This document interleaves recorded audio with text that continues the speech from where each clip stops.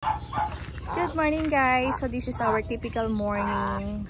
Pag umaga ganyan sila. Kasi dito rin ako nagkakape. Kaya naman lagi sila nakatabi sa akin dyan. Every morning ganyan yung mga yan. At samahan nyo kung gawan sila ng pagkain nila ngayong umaga. So ang kanilang ulam for today is naglaga ako ng isda. This time isda naman ang gagamitin natin para hindi naman madalas chicken. So para balanse din. So this time naman gumamit tayo ng fresh malunggay leaves. Maghalo tayo dun sa pagkain nila. So ito yung aming malunggay. Ayan, super lago. Pag binawasan yan, magiging malunggay powder na naman yan. Patutuyuin lang namin. So pipitas tayo ng ilang dahon. At dahil wala akong taga-video, ako lang din ang magbibideo sa sarili ko, no? Ayan, pipitas tayo ng ilang, piraso lang. Ayan, tama na yon. I think this is enough. So, ito na yung isda, guys. Nilaga ko lang to without any salt, without any condiments. Plus, kagamitan natin ng gulay. Ito, kalabasa, and yun nga ang malunggay na pinatas natin. Ilalaga ko lang siya ng very light. Pero itong kalabasa, kailangan talagang boiled siya, super boiled. By the way guys, yung isda daw na to is salmon, according dun sa binilahan ko, pero para siyang galunggong ano. Anyway, you can choose any fish na gusto nyong gamitin, if gusto nyong gumamit ng isda sa mga fur babies ninyo. So, eto na, nabalatan ko na siya. Hihiwain ko na lang to. Pero hindi ko ginamit lahat ng kalabasa para magamit ko pa yun sa ibang araw.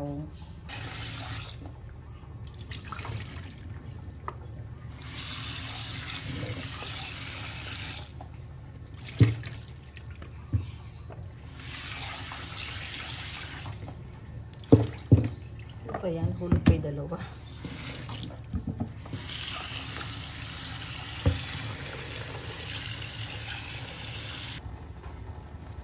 So, ayan, hintayin lang natin siyang lumambot, as in malambot. And while waiting for that, ididibon ko naman yung isda. Tinabi ko yung ulo, ibibigay ko dun sa aking alagang puspin na adopted.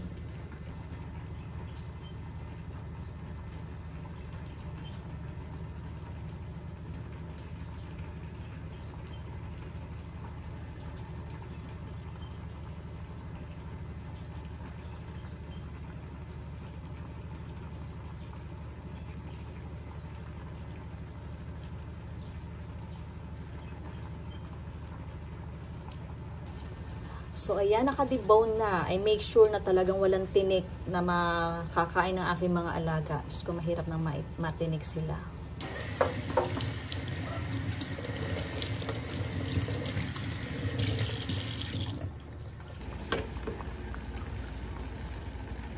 I think over na to. Kaya malambot na siya. Ilalagay na natin ang malunggay. So, may malunggay powder din ako, pero this time, I prefer to use fresh malunggay leaves. By the way, guys, hindi ako everyday naglalagay ng gulay sa food nila. Kasi nga, ang gulay talaga is very rich in fiber, so pwede sila mag-diarrhea if everyday ako maglagay ng gulay. Kaya hindi ako araw-araw nagagamit ng gulay sa kanila.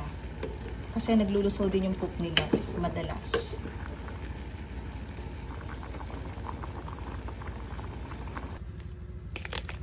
So, gumagamit ako ng rice every morning sa pagkain nila.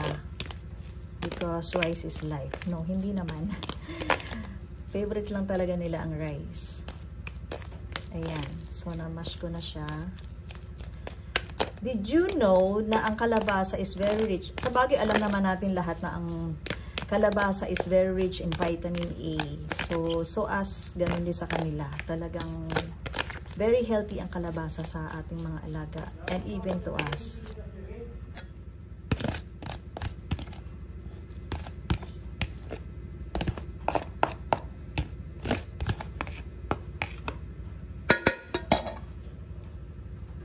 And then, mag-add tayo ng konting sabaw kasi andyan din yung nutrients ng mga gulay na yan. Nagtira ko ng konti para sa kanilang hapunan mamaya.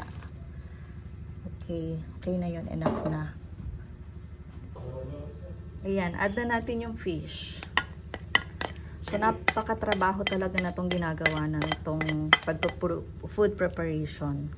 But it's okay for me kasi nga, marami naman akong time. So, kung wala kayong masyadong time, may mga ready naman na food, tawag din yung mga canned food, mga ganon. Pero hindi naman din actually advisable yung mga canned food na madalas gumamit nun. Kasi marami rin kasing ingredients, diba? Pero I admit, gumagamit din naman ako nun. Pero not all the time. Not all the time talaga. Mas gusto ko yung ganito, yung ginagawa yung, or niluluto yung pagkain nila. Okay, maglalagay na lang tayo ng dog food dito. Ang aking mga alaga ay umiiyak na sa gutom. So, ayan na sila. Nakaabang na. Mga masasaya na ang mukha. Okay, let's go. Nakain na tayo. Or kakain na pala kayo. Ayan na, ayan na. Pupunta na sila sa kanilang pestuhan, sa kainan. Ayan na mga sumasalubong na mga bebe. Gutom na kasi sila. Ayan, mix-mix lang ulit natin para mag-blend yung mga ingredients. At nag-iingay na sila. Talagang gutom na sila. Kaya bilisan na natin to. Kendra, here's your food. Kain na. Gagalit pa siya. Hindi ka agawan. Sige, kumain ka na.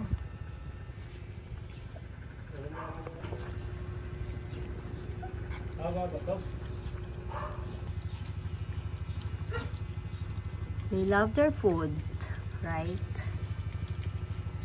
So, magpapakain pa ako sa kennel. And thank you for watching, guys. I hope you like my video for today. Thank you, bye. And please don't forget to subscribe.